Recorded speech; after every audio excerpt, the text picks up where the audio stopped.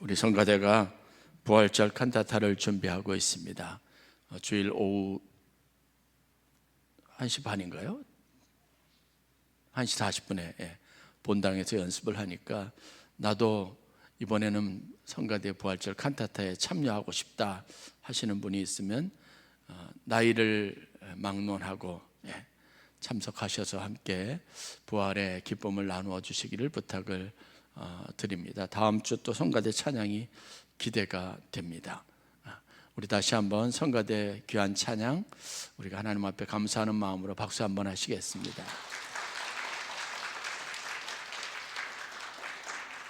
감사합니다.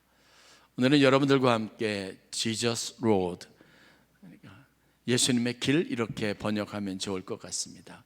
그 말씀을 제목으로 삼아서 함께 은혜를 나누려고 합니다.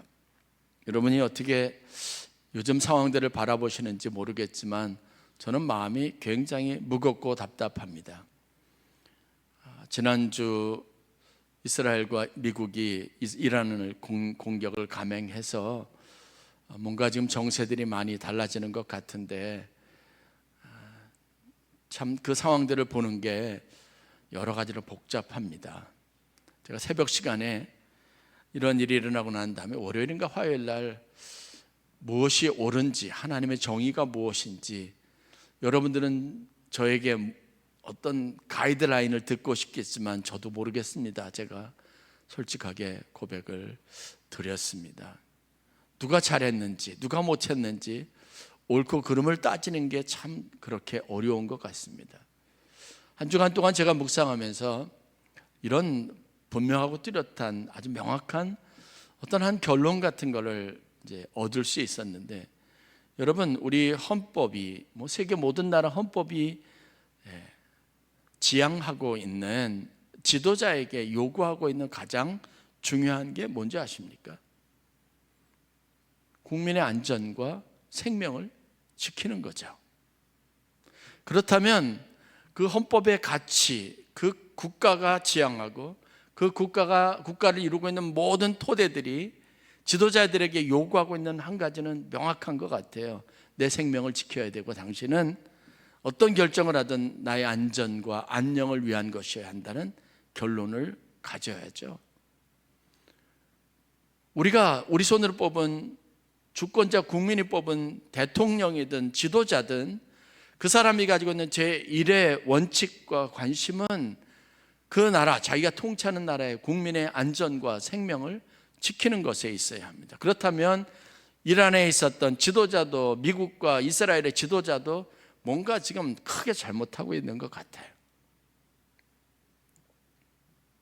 우리가 뽑은 지도자가 나름대로 국민을 위해서 한다고 결정했던 일들이 결국은 우리를 불안하게 하거나 우리를 분열시키거나, 요즘 정치 얘기 못 하잖아요. 한 집에서 아버지와 아들이 정치 얘기했다가는 큰일 나는 거예요. 부자지간에 인연을 끊어야 되는 이런 혼란스러운 상황을 만들었다면 그 상황은 분명하게 냉철하게 공동의 책임이 있고 제일 큰 책임은 지도자에게 있는 거예요. 나라와 국제 정세만 그런 게 아니라 교회도 마찬가지입니다. 교회 안에서 분열하게 하거나 나누어지거나 성도들이 갈등하게 하거나 교회가 본질적으로 나아가는 방향에 있어서 그것이 하나님의 뜻을 따르고 성경의 가르침을 실현하는 것이 아닌 다른 비본질적인 것이라면 그 일이 아무리 중요하고 시급하고 교회를 바로 세우기 위한 명분을 갖는다고 하더라도 그건 잘못된 겁니다.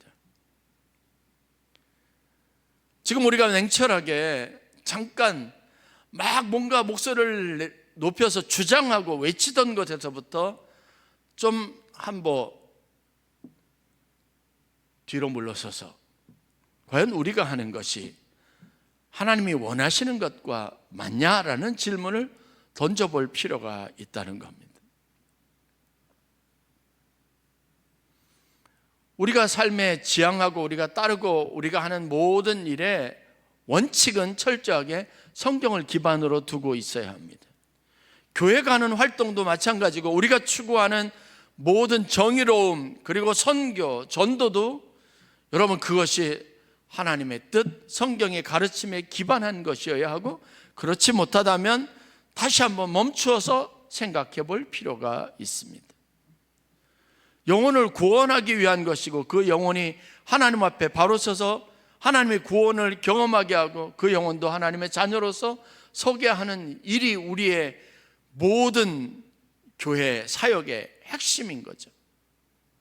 아무리 목회자가, 목사가 옳다고 주장하고 이것이 하나님 뜻이라고 외쳐대도 그것으로 생명을 잃어버리게 되고, 그것으로 사람들을 낙심시키고 그 사람의 마음에서 복음을 멀게 하고 하나님과 관계를 단절시키는 일이라면 그건 분명하게 잘못하고 있습니다. 성도들로 교회를 떠나게 하는 일이라면 그 교회는 교회의 본질, 하나님이 세우고자 했던 교회의 모습도 아닌 겁니다. 아무리 논리를 가지고 이야기하더라도, 아무리 여러 가지 많은 상황들에 대한 이야기를 하더라도 그러면 문제가 있는 겁니다. 예수님과 제자들의 상황은 그러면 좀 더 나았을까라고 하는 것을 가정해 볼 때 우리가 도달하는 결론은 예수님과 제자들이 함께 한 공간에서 수없이 많은 활동과 수없이 많은 그런 동고동락의 여정을, 경험들을 같이 했으면서도 서로가 품는 것이 달랐고 생각하는 것이 달랐다면 뭔가 문제가 있는 겁니다. 그게 우리가 나중에 결정적인 순간에 수면 위로 떠오르는 것을 보는 안타까움이 있고, 그런 것이 우리 자신이 될 수 있다는 사실에 저기 염려와 걱정이 되는 것도 사실인 겁니다. 우리가 수십 년 신앙생활하고 나름대로 열정과 열심을 다했다고 하는데 우리도 똑같은 결론에 도달할 수 있어요. 주님이 우리에게 인도하시는 길과 우리가 바라고 목적하는 길이 완전히 정반대일 수 있다는 겁니다. 그럴 때 여러분, 우리의 당혹스러움을 어떻게, 그 간격을 어떻게 메꿀 수 있겠느냐는 두려움이 있습니다. 그 두려움을 갖지 않으려면 늘 우리가 뭔가를 붙잡고 있어야 하고, 어디에서 분명하게 자기를 점검할 수 있는 포인트를 가져야 합니다.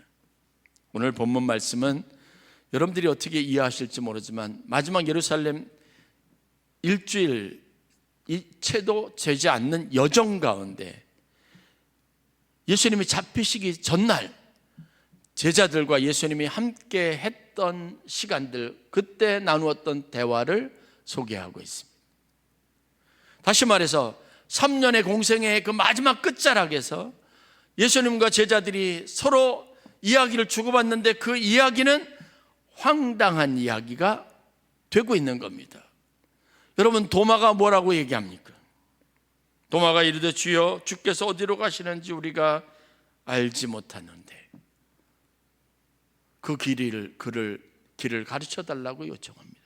여태까지 내내 함께 했는데, 한 번도 헤어진 적이 없는데, 늘 동행했었는데, 주님이 가시는 길에 서 있었는데 주님이 가시는 이 길이 어디인지 내가 알지 못하겠습니다. 여러분들이 열심히 신앙생활했는데 마지막 순간에 내가 지금 내가 하는 일이 맞는지 옳은지 나 모르겠어요 주님, 이렇게 하는 것과 다르지 않은 거예요. 빌립은 심지어 예수님, 하나님이 어디 계시는지, 아버지께로 간다고 하시는데 아버지가 어디 계시는지, 하나님이 어디에 계시는지 내게 좀 가르쳐 주세요. 하나님이 무엇을 하시는지 알게 해달라고 말합니다. 그럼 여태까지 했던 게 다 뭐예요? 예수님이 아버지의 이름으로 행하신 모든 일들이 다 무슨 의미예요? 아무런 의미가 없는 거예요. 여러분들이 신앙생활을 그토록 오래 했는데 여러분들이 그동안 경험했던 거, 체험했던 거, 받은 은혜가 다 아무 소용이 없게 된다면, 여러분들이 그 느끼는 감정이 허무함이고 뜬구름 잡는 것 같고 명확하지 않는 것이라면, 내가 지금 하고 있는 게 맞는지 여러분들이 심각하게 고민되는 상황이 온다면 과연 어떻게 하겠냐는 거예요. 그때 예수님께서 도마에게, 제자들에게 이야기하시죠. 야, 내가 길이야. 내가 너희들에게 그동안 얘기했던 게 진리야. 나를 쫓아오는 게, 나와 같이 사는 게 너희들이 진짜 생명을 얻는 길이야 라고 말씀하신 거예요. 그게 내가 곧 길이요 진리요 생명이니 나로 말미암지 않고는 아버지께로 올 자가 없느니라 라고 말씀하신 의도입니다. 간단해요. 예수님은 나 지금 여기까지 같이 했지, 그러면 끝까지 같이 가는 거야. 그러면 그 길에서 우리가 하나님께로 갈 수 있는 거고, 거기에서 하나님을 배울 수 있고, 우리 안에 진리가 이루어지고 생명을 얻게 되는 길이라는 거예요. 그런데 제자들은 지금 주님이 가시려고 하는 그 길에 동참할 수 없다고 선언하는 거예요. 동의할 수 없다고 말하는 겁니다. 그러니까 주께서 어디로 가시는지 내가 알지 못하겠습니다. 나 거기 같이 못 가겠어요, 이러는 거예요. 아니, 예수님께서 아버지의 뜻대로 하신다고 했는데 이게 아버지의 뜻은 아닌 것처럼 생각되는 거예요. 하나님이 거기 주님이 가시려고 하는 선택했던 그 길에 있는 게 아니라 다른 곳에서 하나님이 아마 다른 이야기를 하고 계시는데 당신은 뭔가 단단히 오해하고 있는 거라고 말하고 있는 겁니다. 그때 주님께서 빌립에게 말씀하시고 제자들에게 말씀하신 게, 야, 아버지가 내 안에 있고 내가 아버지 뜻 안에 있었고 내가 하는 지금 모든 일이 아버지의 뜻대로 하는 일이라 라고 말한 거예요. 여러분 성경 집에 돌아가서 다시 한번 요한복음 14장 5절부터 10절 말씀을 읽어보세요. 제 이야기의 정확한 배경, 의도가 그렇습니다. 내 생각과 다르고 내 뜻과 다르고 내 방향과 다르다고 우리는 언제든지 주님이 가시는 길이 어딘지 몰라요. 왜 이런 일이 내게 있는지 몰라요, 이렇게 이야기하죠. 아니죠. 여태까지 우리가 그렇게 살아왔다면 하나님의 뜻이 이루어집니다, 하나님의 뜻이 여기 있습니다 라고 동의해야 하는데, 우리는 여전히 매 순간 내 생각과 내 뜻과 내 계획과 일치하지 않으면 전혀 낯선 것처럼 이건 하나님의 뜻이 아니라고 말하고 싶어하는 유혹들에 노출되어져 있어요. 조금 어렵다고 이건 하나님의 뜻이 아닐 거야, 조금 삶이 어려워진다고 아마 내가 이건 아닐 거야, 하나님이 나와 계시는 게 나와 함께 하시지 않다고 스스로 여기고 싶은 거죠. 다른 곳에서 가능성을 찾고 싶은 유혹들이 늘 있습니다. 그러나 여러분, 길은 다른 곳에 있잖아요. 지도자의 덕목은 수없이 많은 선택이 있고 복잡하니까 내가 언제나 그런 선택에서 결정해야 되는 나 힘든 사람이야 라고 여러분 아무리 원망 섞인 것으로 불평하고 그것으로 자기 정당화를 삼으려고 해도 길은 정해져 있어요. 국민의 안전과 생명을 지키는 일이에요. 나를 믿고 나를 뽑아준 사람이 갑자기 포탄을 맞아서 죽으면 안 되는 거예요. 전쟁의 소용돌이 속에서 자기의 삶의 근거들을 잃고 피난민이 되어서는 안 되는 거예요.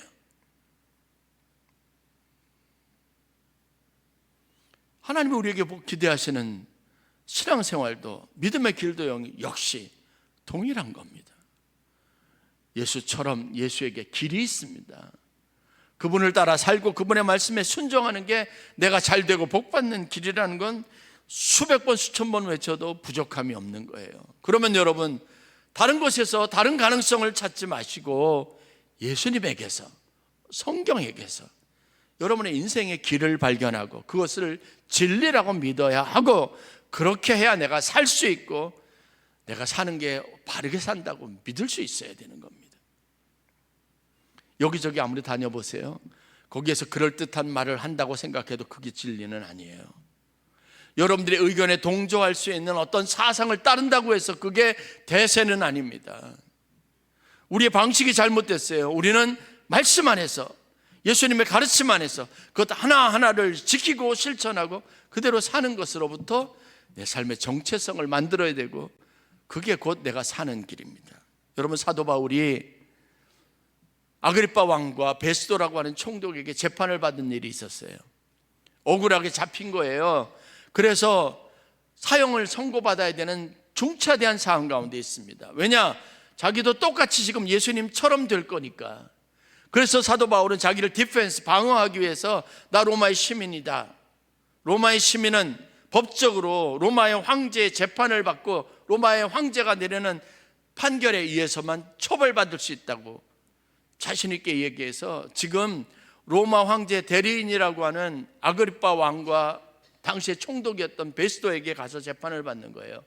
재판을 받는 중에 자기 변론을 하는데 내가 왜 오늘 여기에 있게 됐는지, 왜 잡혀왔는지, 내가 왜 어떤 문제로 고소를 당했는지 이야기하면서 유의미한, 아주 의미 있는 자기 고백을 한 장면이 사도행전 26장에 기록이 되어져 있습니다. 내가 어떤 존재였는지, 내가 어떤 삶을 살았는지를 고백하는 한 표현이 거기에 등장하는데, 그 표현이 어떤 것이냐, 다메섹으로 자기가 갈 때 예수님이 자기에게 찾아와서 던졌던 질문 때문에 내 인생이 달라졌다라고 고백하고 있어요. 그래서 이제는 나 그 예수를 위해서, 예수를 전하기 위해서 일꾼이 됐다, 이렇게 말하는 겁니다. 그때 사울의 마음에, 바울의 마음에 그 자신을 돌아보게 했던 심각한 예수님의 말씀, 도전이 무엇이었는지 아십니까?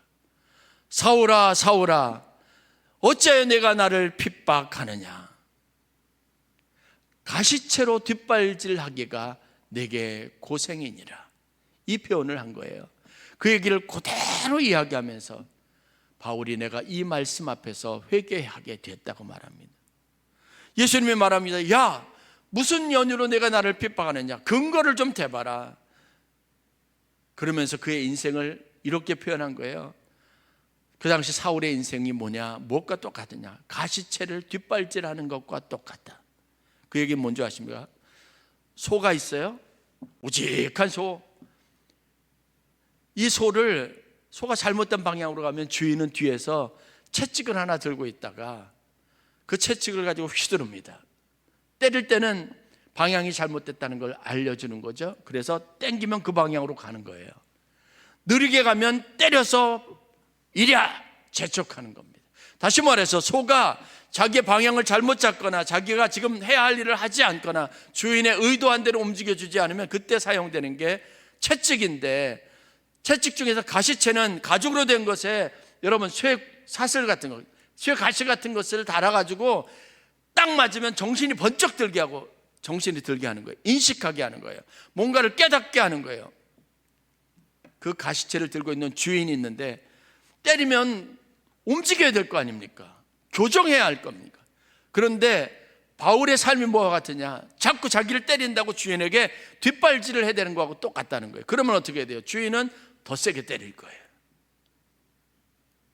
여러분, 우리가 믿음을 따라 한다는 게 마치 나로 주님께서 이렇게 살아라고 인생의 길을 가르쳐 주시는데 내 고집 아니다, 이건 아니에요, 이거는 그럴 수 없죠, 그리고 내 주님에게 뒷발질을 해대고 주님의 멱살을 붙잡고 항의하는 모습과 다르지 않다는 거예요. 예수님이 바울에게 그걸 얘기했고, 바울은 그런 자신의 모습을, 잘못되고 처량하고 고집불통인 자기의 모습을 발견한 거예요. 여러분, 신앙생활이 이래서야 되겠냐는 겁니다. 우리가 평생 신앙생활하면서 우리의 모습이 이와 같다면 불행인 거예요. 주님은 우리에게 가야 할 길을 알려주셔요. 그때 우리에게 필요하시다면 채찍을 드시는 거예요. 그런데 우리는 그 주님에게 아니라고 말하고 도마처럼, 빌립처럼 항변하고 대들고 당신의 뜻이 잘못됐다고 우기는 어리석음을 범하지 말아야 한다는 거예요. 주님이 하시는 일은요, 예수님 안에는 생명이 있고 그가 하는 모든 일들은 아버지의 뜻대로 하신 거예요. 여러분, 그 과정을 우리가 알잖아요. 자신의 뜻을 죽이고 아버지의 원대로 되기를 원하나이다, 땀방울이 핏방울처럼 그렇게 쏟아지는 결연한 시간을 거쳐서 순종하는 종이 된 거예요. 그런데 제자들이 알지 못하고 우리가 알지 못하는 겁니다.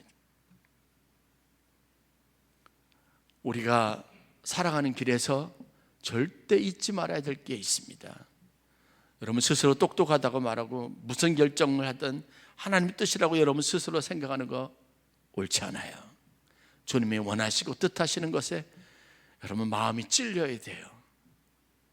거기에서 내 잘못이 무엇인지가 발견되어야 합니다.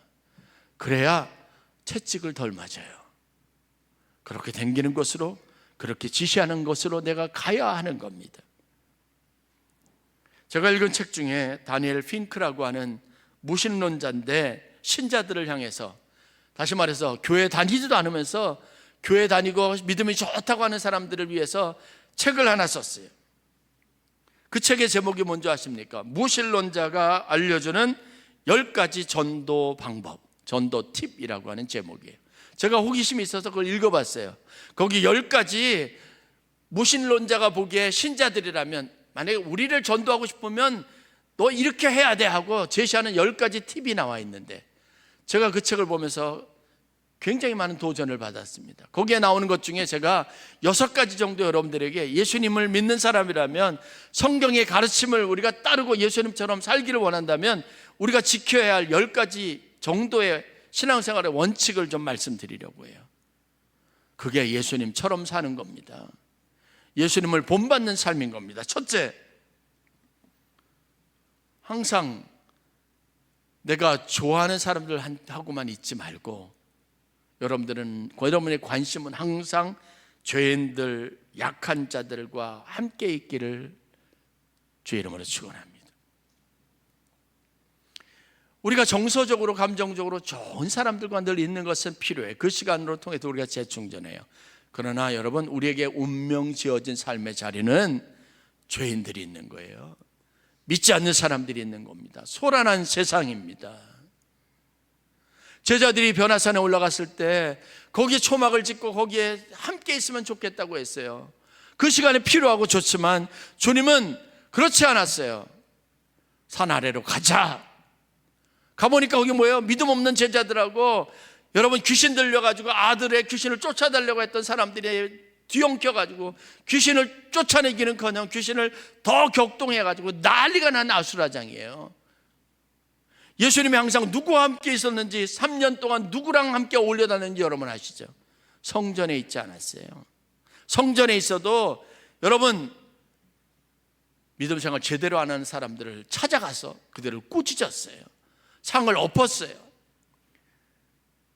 여러분, 바리새인과 유대 종교 지도자들이 화가 났던 이유가 뭔지 아십니까? 이 예수가 우리와 의논하고 우리가 대화하고, 그래서 이 나라를 메시아의 나라, 하나님의 나라로 세워야 하는데, 예수님은 관심 없고 자기들하고 대화도 하지 않고 항상 죄인들, 세리, 이방인, 사람들에게 손가락질 당하는 병자들, 귀신 들린 사람들하고만 어울려 다니는 거예요.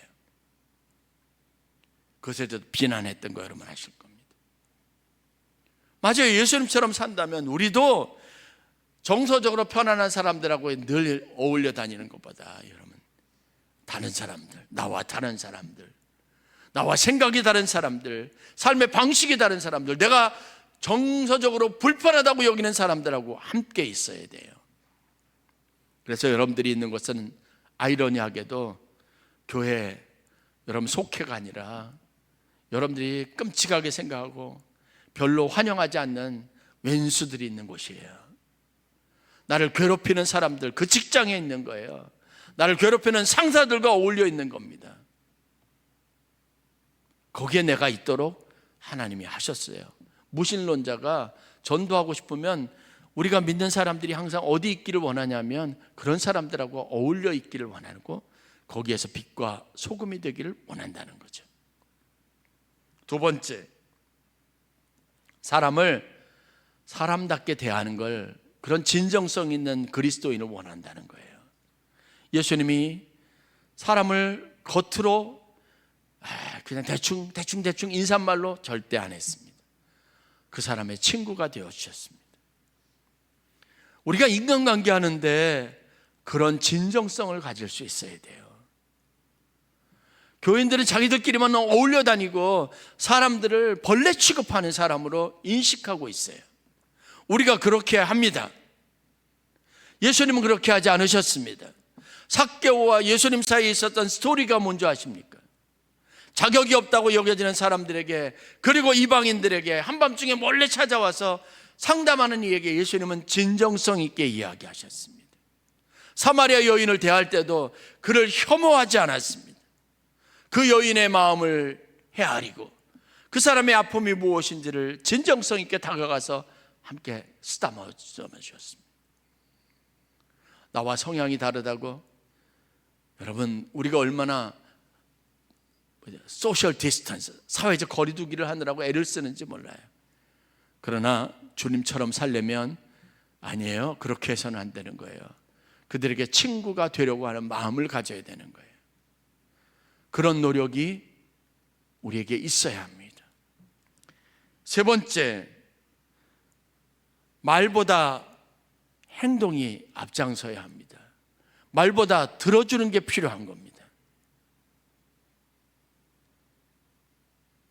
이걸 여러분들이 그냥 그럴듯한 이야기로 듣지 마세요. 예수님처럼 하려면 최소한 공생의 사역에 예수님이 지향하고 예수님이 하셨던 방식을 따르려고 한다면 앞에도 말씀드렸던 것처럼 첫 번째, 죄인들과 내가 별로 상대하고 싶지 않은 사람들 무리에 의도적으로 들어가려고 하는 결단이 필요하고, 두 번째, 그 사람들 대할 때 항상 진정성 있게 친구처럼 대하려고 하는 각오가 있어야 하고, 세 번째, 말로만 하지 말고 그들의 이야기를 들어주려고 하고 그들에게 내가 행동으로 내가 당신을 사랑한다, 당신에게 관심 있다고 하는 것을 드러내 보여야 한다는 겁니다.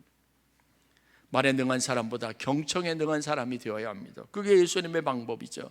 예수님은 먼저 찾아가서 뭐 하지 않았어요? 내가 네게 무엇하여 주기를 원하느냐? 그 사람이 원하는 게 무엇인지 들으려고 했어요. 예수님은 사람들 마음과 그 속에 무엇인지 다 헤아릴 수 있는 능력이 있는 분이지만 단언하지 않았어요. 속단하지 않았어요. 자랑하지 않았어요. 그 사람이 먼저 자기의 형편과 사정을 이야기하게 했고 그 사람이 먼저 자기의 일을 고백하게 했습니다. 그러면 거기에 레스폰스 했습니다.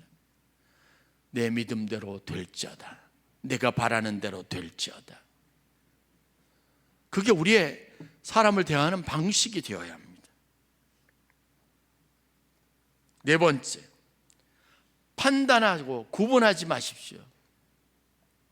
그리고 인정하십시오. 판단하는 것은 하나님의 일인 거예요. 우리가 믿음이 없다는 게 어디에 잘 드러나는지 아십니까?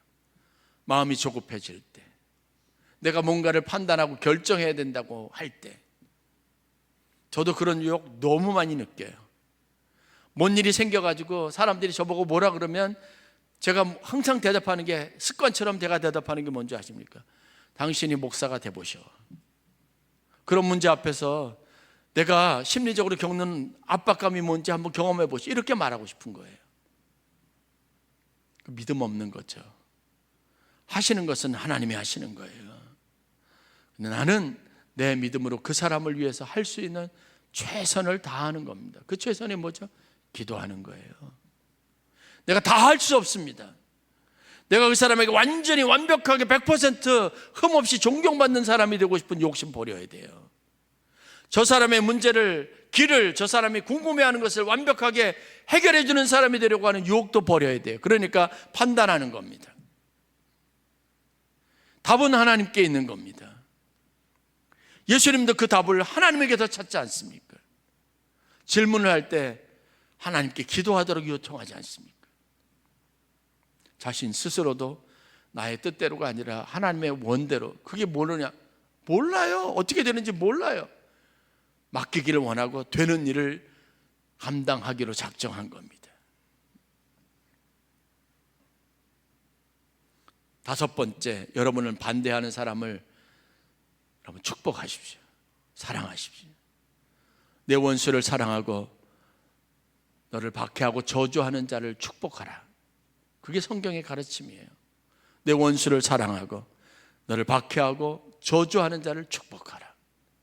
그게 예수님이 하신 일이에요. 십자가에 달리셔도 예수님이 어떻게 말씀하셨습니까? 저들이 자기가 무슨 짓을 하는지 모르네요. 그러니 저들은 용서받을 만한 자격이 있지 않겠습니까? 하나님 용서해 주세요. 이렇게 말한 거예요. 우리가 예수님을 따르는 사람이라면 이러한 것이 우리의 기준이 되어야 하는 겁니다. 마지막으로 여섯 번째 필요한 것, 다니엘 핑크가 얘기하는 게 다니엘 핑크는 사람들이 전도할 때 겸손하게 기도하는 사람임을 보고 싶어 했어요. 그 얘기는 뭐냐면요, 설득하려고 하지 않고 강제로 뭐 하려고 하지 않고 차라리 그러한 안타까움이 있으면 그러한 사람을 위해서 기도하는 그런 깊은 감화력이 있는 사람을 보고 싶어 한 거예요. 그러면 따라 나가는 거예요. 전도하는 거예요. 남편하고 부인하고 싸우지 마세요. 애들하고 괜히 싸우지 마세요. 그럴 때 기도하세요. 예수님도 그 모범으로, 제일 힘들게 하기 힘든 그 모범으로 사람들의 마음의 변화를 일으켰습니다. 그 모범으로 다른 한편에 있었던 강도가 주님, 당신이 이르는 그 낙원에서 나도 기억해달라고 요청했던 겁니다. 우리가 할 수 있는 것은 감화력입니다. 그래서 기도가 필요한 겁니다. 결론입니다. 도마와 빌립은 예수님에게서 하나님을 보는 일을 실패한 사람입니다. 예수님을 평생 쫓았으면서도 예수님과 내가 같은 곳을 간다는 생각을 갖지 못하는 불행한 사람이었습니다. 예수님이 하시는 일이 하나님의 일이라고 하는 것에 동의하지 못했던 안타까운 사람들입니다. 우리가 도마와 빌립이 되는 것은 끔찍한 일이에요. 예수님이 말씀하셨던 것처럼 예수님이 하시는 그 일이 아버지의 일을 하시는 것처럼 우리 인생이 가시채를 뒷발질하는 고생스러운 일이 아니라 아버지의 뜻대로 하나님이 원하시는 대로 살아가는 보람 있는 인생길이 되는 축복이 있기를 주의 이름으로 간절히 축원합니다.